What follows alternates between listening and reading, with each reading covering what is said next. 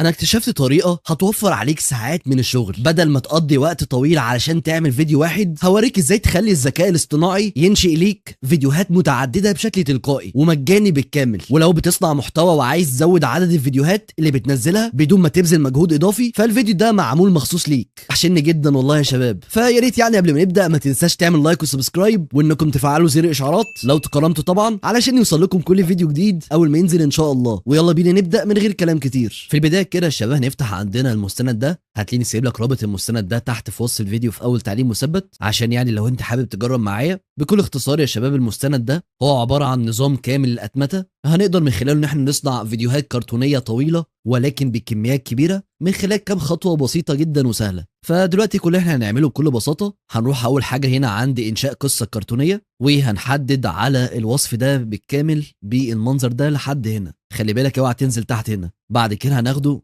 كوبي او نسخ من هنا. بعد كده تفتح عندك الشات جي بي تي، تقدر برضو تستخدم عندك جيميناي مفيش مشكله خالص، ولكن يفضل طبعا ان تستخدم الشات جي بي تي لانه هيطلع معاك نتائج افضل. وبعد كده هننزل تحت هنا ونعمل بيست او لصق للوصف اللي احنا اخدناه كوبي من شويه بالمنظر ده. قبل ما تضغط هنا عندك على انتر او ارسال، هتطلع فوق خالص كده في البرومبت بتاعك من هنا، وهتروح هنا عند الانتر ديوريشن هير او ادخل المده اللي انت عايزها للفيديو. هتلاقي هنا في بعض الاكزامبل او في الامثله هتلاقي موجود عندك دقيقه او دقيقتين او 5 دقايق او 10 دقائق. هتقدر بقى من هنا تختار اي مده انت عايزها للفيديو، ولو انت عايز مثلا اكتر من 10 دقايق فهتقدر هنا تكتب المده اللي انت عايزها، حتى لو اكتر من 10 دقايق مفيش مشكله خالص. انا مثلا عايز الفيديو بتاعي يكون مثلا مدته دقيقتين، فبكل بساطه اللي انا هعمله هحدد على الجزئيه دي بالمنظر ده وهكتب مثلا 2 minutes بالمنظر ده. وبعد كده تضغط هنا عندك على ارسال علشان يبدا لنا في عمل السكريبت بتاع القصه. وبالفعل كده زي ما انت شايف عمل لي قصه للاطفال او قصه كرتونيه مدتها دقيقتين باللغه العربيه بالمنظر اللي انت شايفه ده. وزي ما انت اخدت بالك كده هتلاقي ان انا اصلا ما كتبتلوش ان انا عايز القصه بتاعتي تتكلم عن ايه، هو عمل لي على طول القصه بشكل تلقائي. هنروح بعد كده على تاني خطوه، هنرجع تاني للمستند. بعد كده هننزل تحت هنا عند انشاء موجهات الصور، وهناخد الوصف ده بالكامل بالمنظر اللي انت شايفه ده، وبرضه هناخده كوبي او نسخ من هنا. هنرجع تاني على شات جي بي تي وهننزل تحت هنا ونعمل بيست او لصق للوصف اللي احنا اخدناه كوبي. بعد كده هننزل تحت خالص في الوصف اللي احنا اخدناه عند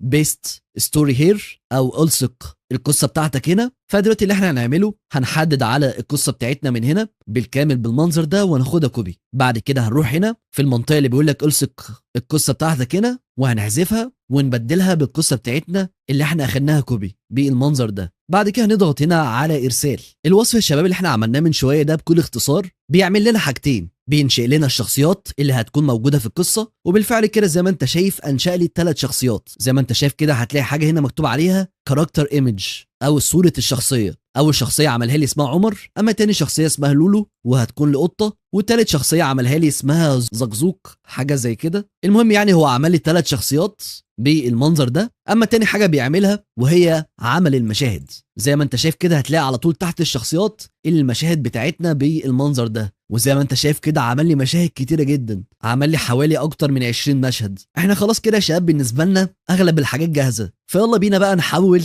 ال3 شخصيات اللي عمله لنا الشات جي بي تي دول الى صور قبل ما نعمل المشاهد. ولكن بقى يا شباب قبل ما نحول الشخصيات بتوعنا دول الى صور هنحتاج اول حاجه نفتح عندنا المتصفح بتاع كروم، وهننزل الاضافه دي عندنا على المتصفح اللي مكتوب عليها ويسك اوتوميتور، وهتنزلها من هنا. طبعا نزلتها قبل كده فمش محتاجه ان انا انزلها عندي تاني. بكل اختصار يا شباب الاضافه دي اللي انت هتنزلها عندك على المتصفح كروم هتختصر عليك وقت ومجهود كبير جدا انت مش متخيله. الاضافه دي بكل بساطه بتقدر بترفع لها جميع البرومتات بتاعتك بتاعت مثلا كل المشاهد وكل الصور، وهي على طول تحولها لك بشكل تلقائي لصور، بدل يعني الحاجه انك ترفع برومت وتحولها لصوره. لا هي حرفيا بتحول لك كل البرومتات دي الى صور مره واحده. وهنقدر برضه يا شباب عن طريق الاضافه دي ان احنا نستخدم الاداه بتاعه ويسك. زي ما انت عارف دلوقتي ان ويسك اتضاف على موقع فلو، فهنقدر برضه من خلال الاداه دي او الاضافه دي ان احنا نستخدم الاداه بتاعه ويسك. ولكن خلي بالك لو انت شغال على الموبايل الاضافه دي مش هتقدر تنزل عندك حتى لو انت فاتح عندك متصفح كروم، الطريقه بتاعتها بتبقى مختلفه شويه. انا عامه كنت شرحت ازاي تقدر تنزل اضافات عندك على الموبايل من خلال الفيديو ده. في الفيديو ده هعرفك ازاي تقدر تنزل عندك اي اضافه، فروح اتفرج على الفيديو ده على الدقيقه دي بالظبط، وبعد كده تعالى على هنا عشان تكمل معايا بقيه الخطوات.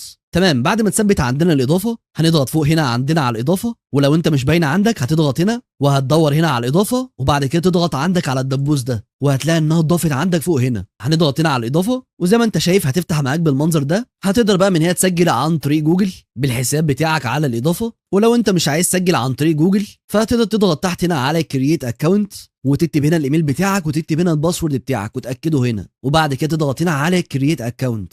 خلينا نضغط هنا على كونتينيو وذ جوجل. بعد ما تسجل بحسابك على الاضافه هتلاقي ان الاضافه اتفتحت عندك بالمنظر ده، ولكن خلينا كده بس الاول نضغط فوق هنا علشان نغير الى الدارك مود، عشان الصراحه الالوان بتاعه الاضافه بتضايق العين شويه. فهنضغط هنا على الدارك مود وهتلاقي ان الاضافه بقت عندنا باللون الغامق ده. اعتقد كده شكلها افضل بكتير من الاول. هننزل تحت هنا ونضغط على بيست تكست. بعد كده هنرجع تاني على الشات جي بي تي وهنحدد على الثلاث شخصيات بتوعنا بالمنظر ده. خلي بالك عايزين نحدد على الثلاث شخصيات فقط، اوعى تنزل تحت على المشاهد، احنا عايزين فقط الثلاث شخصيات بس. وبعد كده هناخد الثلاث شخصيات بتوعنا كوبي او نسخ من هنا. هنرجع تاني على الاضافه وهننزل تحت هنا عند البرومتس وهنعمل هنا بيست او لصق للثلاث برومتات بتوعنا بتوع الثلاث شخصيات.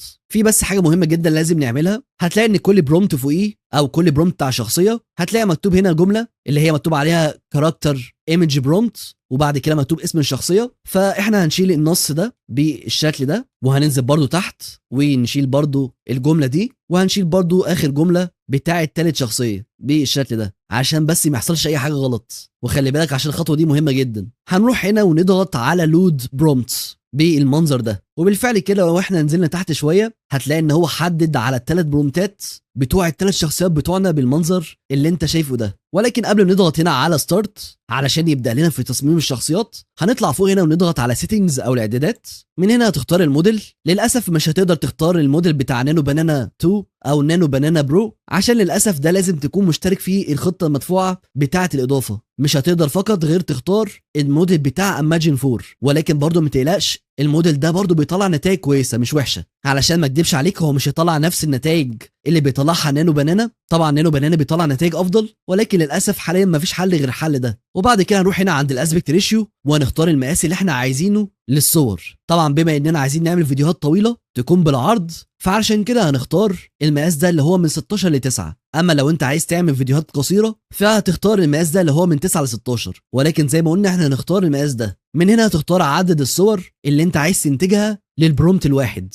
هتقدر تختار من اول صوره لحد 4 صور. احنا هنختار ان احنا عايزين صوره لكل برومت فهنضغط هنا على 1. وبعد كده هننزل تحت هنا عند الداونلود، ولو انت عندك الخيار ده مش مفعل يبقى فعله بالمنظر ده علشان احنا من خلال تفعيل الاختيار ده او الخيار ده هيحمل لنا الصور بتاعتنا بشكل تلقائي من غير يعني ما نضغط على داونلود عشان يحملها لنا. هنطلع فوق هنا ونضغط على جنريت.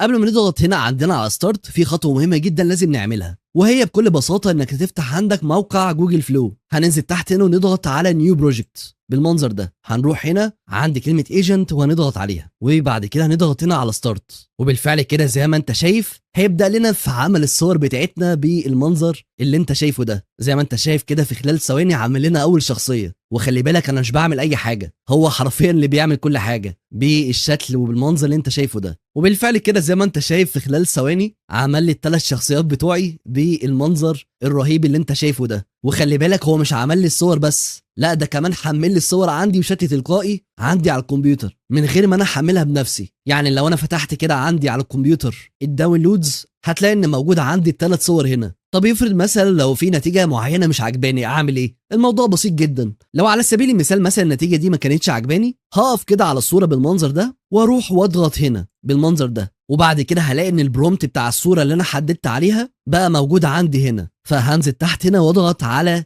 جنريت او توليد علشان يبدا لنا في انشاء الصوره اللي شكلها مش عجباني. وزي ما انت شايف هيبدا لنا دلوقتي في انشاء صورتين. وبالفعل كده زي ما انت شايف عمل لي الصورتين اللي شكلهم جميل جدا دول. اقدر بقى حاليا ان انا اختار اي صوره عجباني من دول. انا مثلا عجبتني الصوره دي فهعمل لها داونلود من هنا وبعد كده اضغط هنا على 1K علشان الصوره تتحمل معايا. تمام يا شباب، انا دلوقتي يا شباب خلاص الثلاث شخصيات بتوعي بقوا جاهزين. تعالى بقى اوريك ازاي تقدر تحافظ على الشخصيات دول بداخل المشاهد بتوعنا من غير ما شكلهم او ملامحهم تتغير تماما بطريقه سهله جدا وبسيطه ومن خلال برضو نفس الاضافه. ولكن في خطوه مهمه جدا لازم نعملها. ببساطه هتروح ترجع تاني على الصور بتاعتك وهتسمي كل شخصيه بالاسم بتاعها. يعني مثلا هروح عند الشخصيه دي اللي اسمها عمر وبعد كده هضغط عليها على كليك يمين وهضغط بعد كده هنا على الرينيم وهنسميها باسم الشخصيه اللي هو اسمه عمر بالمنظر ده. خلينا نعمل كده هنا او كابيتال بالشكل ده. وبكده زي ما انت شايف سمينا اسم كل صوره باسم الشخصيه بالمنظر اللي انت شايفه ده. بعد كده هنرجع تاني على الاضافه واروح هنا عند السبجكت وهنضغط هنا، وبعد كده هنحدد على الثلاث شخصيات بتوعنا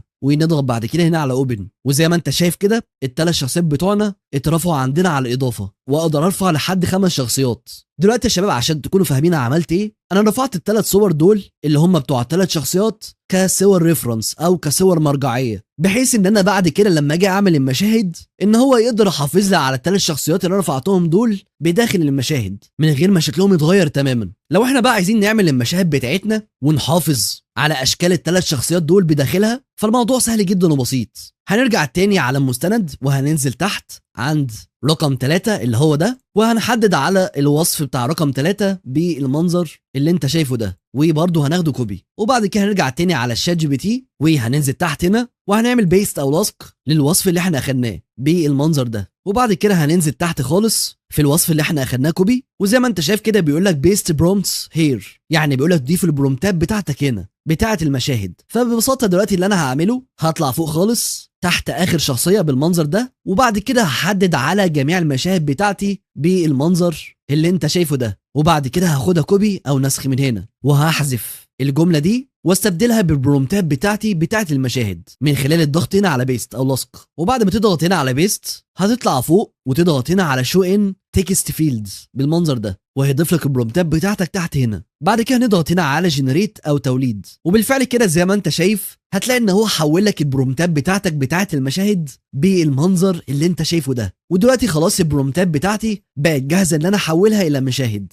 فهنطلع فوق هنا ونضغط هنا على كوبي، هرجع تاني على الاضافه وهنزل تحت هنا عند البرومت وهضغط هنا على بيست او لصق بالمنظر ده. وبالفعل كده زي ما انت شايف هيضيف لي جميع البرومتات بتاعتي بتاعه المشاهد بالمنظر اللي انت شايفه ده، وعندي حوالي في 19 برومت اللي هم يعني ل 19 مشهد. ولكن خلي بالك في حاجه كده عايزك تاخد بالك منها، هي مشكله بسيطه جدا. هتطلع فوق خالص عند بدايه البرومت هتلاقي ان حاجه مكتوب عليها هنا تكست، فهتشيلها بالنقاط بتاعتها دي، فهتعمل لها ديليت او حذف بالمنظر ده. وبعد كده هتنزل تحت خالص في او عند نهايه البرومت بالمنظر ده وهتشيل الثلاث نقاط دول برضو بالمنظر ده وتعملهم حذف. فخلي بالك عشان الحته دي مهمه عشان بس ما يحصلش اي حاجه غلط. وبعد كده هنضغط هنا على لود برومت، بالفعل كده هتلاقي ان هو جهز لي البرومتات بتاعتي بتاعت كل المشاهد بالمنظر اللي انت شايفه ده. وبعد كده هننزل تحت خالص وهنضغط هنا على ستارت علشان بقى يبدا لنا في توليد المشاهد بتاعتنا مع الحفاظ على الشخصيات بتوعنا بداخل المشاهد من غير ما شكلهم يتغير تماما. وبالفعل كده زي ما انت شايف جهز لي دلوقتي اول صوره ودخل دلوقتي في تاني برومت بتاع تاني مشهد. وزي ما انت اخد بالك كده انا مش بعمل اي حاجه خالص، زي ما انت شايف كده بيعمل الصوره وبيحملها، وكل الكلام ده بيتعمل بشكل تلقائي حرفيا من غير ما المس الماوس. تخيل بقى الموضوع ده هيختصر عليك وقت ومجهود قد ايه. زي ما انت شايف كده عمل لي صور شكلها جميله جدا وتحفه. وطبعا زي ما انت ملاحظ كده هتلاقي ان اشكال الشخصيات بتوعنا شكلهم متغيرش تماما عن اشكال الصور اللي احنا رفعناها. المهم بقى دلوقتي كل اللي انا هعمله هسيبه دلوقتي كده لحد ما يخلص لي جميع المشاهد بتاعتي وارجع لكم تاني. وبالفعل يا شباب بعد تقريبا لدقيقتين لثلاثه جهز لي كل المشاهد بتاعتي بالمنظر ده. وزي ما انت شايف كده كل الصور بقى مكتوب عليها كلمه دن، وزي ما انت شايف كده هتلاقي ان الصور شكلها تحفه جدا بطريقه غير طبيعيه. زي ما انت شايف كده الشخصيات هي حرفيا بنفس شكل الصور اللي احنا رفعناها بدون اي تغيير. طبعا انت ممكن تلاقي في بعض الاخطاء في الصور وده طبعا شيء طبيعي. طبعا زي ما انت عارف قلت لك عشان تقدر تحل المشكله دي هتعمل اعاده توليد للصوره من خلال انك تقف على الصوره وبعد كده تضغط هنا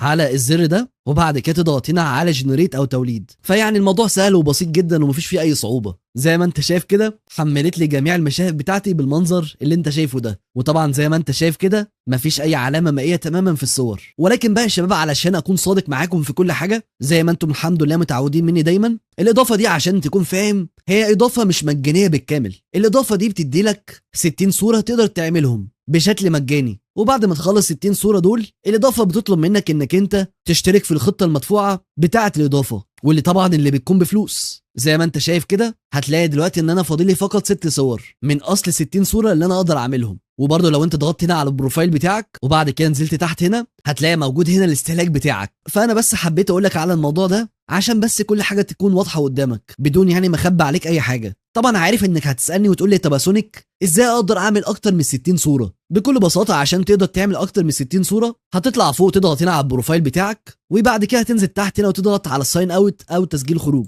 بكل بساطه دلوقتي اللي انت تقدر تعمله بعد ما عملت تسجيل خروج انك تضغط هنا على كونتينيو ويز جوجل وتسجل عن طريق اي حساب تاني غير اللي انت سجلت بيه، بحيث انك تاخد 60 صوره كمان بشكل مجاني. والموضوع ده تقدر تكرره كذا مره مع كذا ايميل مختلف، بحيث يعني تقدر تعمل عدد الصور اللي انت عايزها. ده غير كمان يا شباب ان الاضافه دي بتقبل الايميلات المؤقته، وانت طبعا فاهم انا بقصد ايه، ولو انت مش فاهم اكتب الموضوع ده تحت في التعليقات والناس هتفهمك او انا هفهمك مفيش مشكله يعني. بعد ما احنا خلاص جهزنا المشاهد بتاعتنا، تعالى بقى اوريك ازاي تقدر تحول جميع المشاهد بتاعتك دي اللي انت عملتها الى فيديوهات، بحيث يعني بعد كده نطلع في الاخر فيديو طويل. المره دي بقى الشباب هننزل اضافه جديده اسمها ميتا اي اي اوتوميتور. بعد ما نثبت الاضافه عندنا على المتصفح هنطلع فوق هنا ونضغط على الاضافه بتاعتنا، وبعد كده نضغط هنا على جو تو ميتا دوت اي اي عشان نروح على الصفحه الرئيسيه بتاعه موقع ميتا. وزي ما انت شايف كده نقلنا على طول بشكل مباشر على الموقع بتاع ميتا دوت اي اي، وهتلاقي ان الاضافه عندنا فتحت بالمنظر اللي انت شايفه ده. زي ما انت شايف كده الاضافه شكلها بسيط جدا. فببساطه يا شباب اللي احنا هنعمله دلوقتي عشان بس تكونوا فاهمين، احنا من خلال الاضافه دي هنقدر نحول جميع المشاهد اللي احنا عملناها دي الى فيديوهات بشكل تلقائي. بالظبط الاضافه دي هي نفس الاضافه اللي احنا حملناها من شويه، ولكن هي مخصصه لعمل فيديوهات او يعني لتحويل الصور الى فيديوهات. قبل ما نعمل اي حاجه يفضل يعني يا شباب انك انت ترقم المشاهد بتاعتك بالترتيب عشان بس ما يحصلش اي لخبطه، فلو انت تعرف ترقمهم هيكون افضل بكتير جدا. فاللي احنا هنعمله دلوقتي هنرجع تاني على الاضافه بتاعت ميتا دوت اي اي اوتوميتور، هنروح هنا ونضغط على ايمج تو فيديو بما ان عندنا صور وعايزين نحولها الى فيديو، وبعد كده هنضغط هنا وبعد كده هنحدد على الصور بتاعتنا بالترتيب بالمنظر اللي انت شايفه ده. وبعد ما تحدد على جميع الصور بتاعتك هتضغط هنا على اوبن. الاضافه دي للاسف يا شباب فيها مشكله، والمشكله اللي فيها تعتبر انها رخمه شويه. ببساطه يا شباب المشكله هتلاقي انك انت بعد ما رفعت المشاهد بتاعتك بالمنظر ده واترفعت عندك بالفعل على الاضافه، هتلاقي ان المشاهد بتاعتك مش مترتبه حتى لو انت كنت مرتبها بالارقام بالمنظر اللي انت شايفه ده. يعني مثلا هتلاقي ان هو عامل لي المشهد ده اللي هو رقم 7 تقريبا عمله لي على المشهد رقم 1، ونفس الكلام بقى باقي المشاهد التانية، حرفيا عاكس لك كل المشاهد. علشان بقى تقدر تحل المشكله دي هتحذف كل المشاهد بتاعتك بالمنظر ده. بعد ما تحذف جميع المشاهد بتاعتك هتضغط هنا تاني وهتدور على المشهد رقم 1 او اول مشهد اللي هو المشهد ده، وبعد كده تضغط هنا على اوبن. فاللي انا بقصده يا شباب يعني هتضطروا انك ترفعوا مشهد مشهد. انا عارف ان الموضوع ده رخم بس هو يا شباب للاسف ده الحل الوحيد اللي موجود. فزي ما قلت لك هتضطر انك ترفع مشهد مشهد. الله يكون بقى في عونك لو انت عندك 50 او 100 مشهد يعني. بعد ما نرتب جميع المشاهد بتاعتنا بالمنظر اللي انت شايفه ده، طبعا زي ما قلت لك هتضطر انك ترفع صوره صوره بالترتيب علشان بقى نقدر نحول جميع الصور بتاعتنا دي الى فيديوهات. هنرجع تاني نفتح المستند وهننزل تحت خالص عند رقم 4، وبعد كده هنحدد على الوصف بالكامل بالمنظر ده، وبعد كده هناخده كوبي او نسخ. هنرجع تاني على الشات جي بي تي على نفس الصفحه اللي احنا كنا عليها من شويه، وهننزل تحت هنا ونعمل بيست او لصق بالمنظر ده. بعد كده هننزل تحت خالص بيقول لك هنا بقى بيست ايمج برومت هير، يعني بيقول لك اعمل لصق للبرومتات بتاعت الصور. فاللي احنا هنعمله هنضغط هنا على نسخ عشان ننسخ جميع البرومتات دي بتاعت الصور او بتاعت المشاهد، وهناخدها كوبي بالمنظر ده. هنحذف الحته دي او النص ده ونستبدله بالنص ده. خلينا برضو نحذف الحته دي والحته دي برضو، وبعد كده هنضغط هنا على ارسال. وبالفعل كده زي ما انت شايف هتلاقي ان هو عامل لنا برومتات هنقدر من خلالها ان احنا نحول الصور بتاعتنا الى فيديوهات. ولكن بس في خطوه اخيره لازم نعملها، هنرجع تاني على المستند وهننزل تحت خالص عند رقم 5 اللي هي اخر حاجه، وهنحدد عليه كله بالمنظر ده او على الوصف كله بالمنظر ده، وهناخده كوبي او نسخ. هنرجع تاني على الشات جي بي تي وهنروح هنا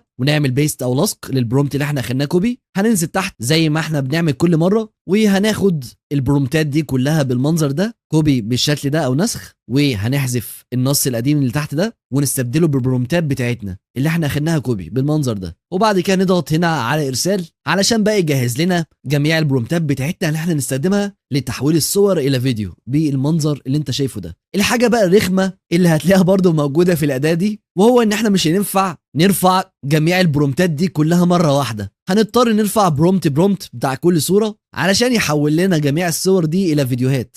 انا عارف ان الموضوع ده هيبقى رخم جدا ولكن في الاخر الاضافه هتفاجئك بحاجه انت ما كنتش هتتوقعها، وهنعرفها كمان شويه. فاللي احنا هنعمله دلوقتي هنضطر ان احنا نحدد على برومت بالمنظر ده وناخده كوبي، ونرجع تاني على الاضافه ونروح هنا عند اول مشهد ونعمل هنا بيست او لصق. المهم يعني هنضطر ان احنا نعمل العمليه دي مع جميع المشاهد بتاعتنا. تمام، بعد ما ضفنا كل برومت جنب كل صوره بالمنظر اللي انت شايفه ده، في بقى خطوه مهمه جدا لازم نعملها. هتنزل تحت هنا وتضغط على ادفانسد سيتنجز من هنا، وهتفعل الخيار ده اللي مكتوب عليه اوتو داونلود، وبعد كده نضغط هنا على ستارت اوتوميشن علشان بقى يبدا لنا في تحويل الصور دي الى فيديوهات.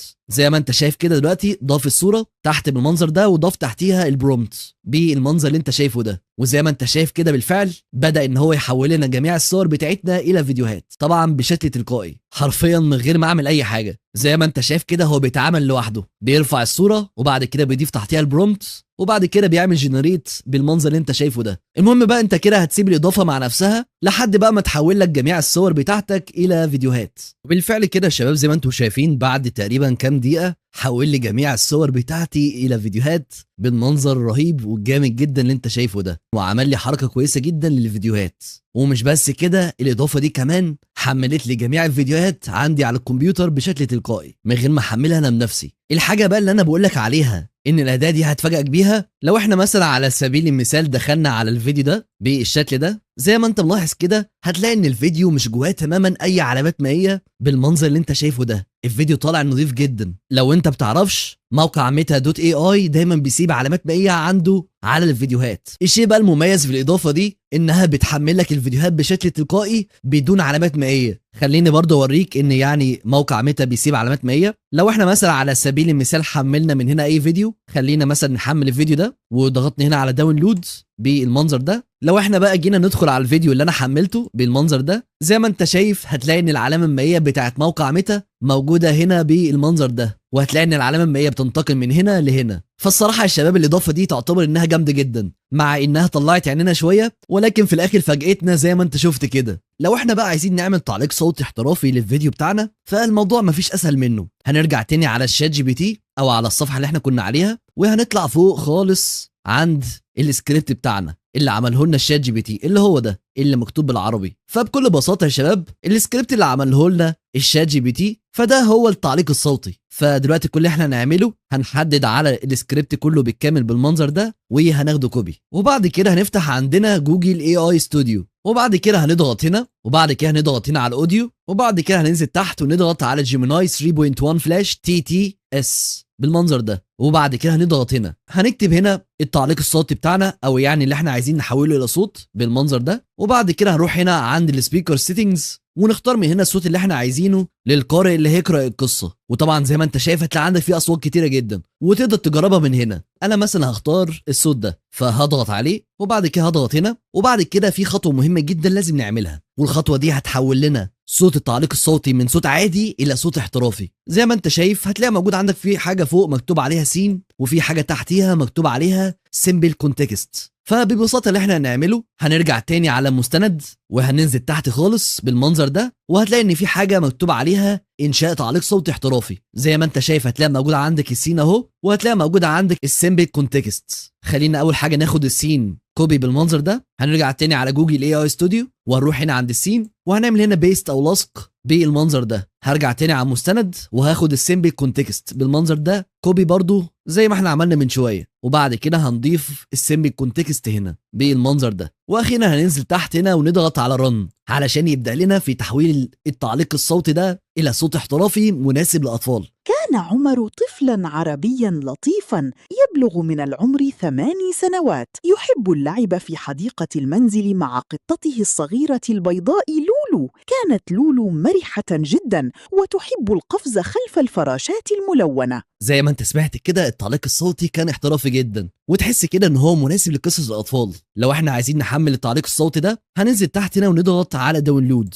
والتعليق الصوتي يتحمل معانا في خلال ثواني. وطبعا زي ما انت شايف كده عملنا تعليق صوتي على قد القصه اللي انا عملتها اللي هي دقيقتين وشويه، وبعد كده يا شباب هنروح على اخر مرحله وهي المونتاج. علشان نقدر نعمل مونتاج فالموضوع سهل جدا وبسيط. هنفتح عندنا اي برنامج للمونتاج. انا عن نفسي بستخدم برنامج كاب كات. اول حاجه هنعملها هنسحب التعليق الصوتي وننزل بيه تحت هنا في التايم لاين بالمنظر ده، وبعد كده هنسحب اول مشهد وننزل بيه فوق التعليق الصوتي بالمنظر ده. بعد كده هنزل وراه بالمشهد التاني والتالت هكذا برضه، وبالطريقه دي هرتب بيها المشاهد بتاعتي بالشكل ده. وحرفيا كده خلاص الفيديو بتاعك بقى جاهز. لو انت بقى عايز تضيف انتقالات والشغل ده فانت حر طبعا. ما تنساش بعد ما تخلص الفيديو بتاعك بالكامل بالمنظر ده انك تطلع فوق هنا وتضغط على اكسبورت علشان تحمل الفيديو عندك. وتعالى بقى كده اوريك جزئيه من الفيديو بعد ما انا خلصته. كان عمر طفلاً عربياً لطيفاً يبلغ من العمر 8 سنوات، يحب اللعب في حديقة المنزل مع قطته الصغيرة البيضاء لولو.